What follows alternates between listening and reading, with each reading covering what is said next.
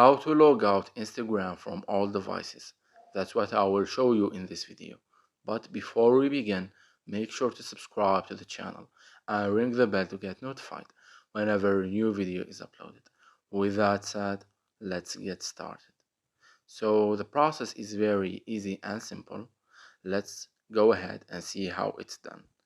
Just open up Instagram, and once you do that, navigate to your profile page right here.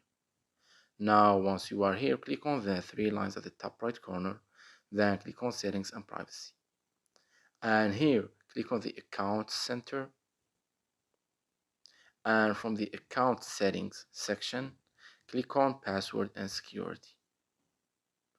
Then, from the Security Checks section, click on Where you're logged in, and select your account. And here you will see all of the devices that you are logged in. So in order for you to log out of all of them at once, just click on select all right here, and then click on log out at the bottom, and here it will give you a confirmation window. Just click on log out to confirm and continue. It's that easy and simple. So that was it for this video.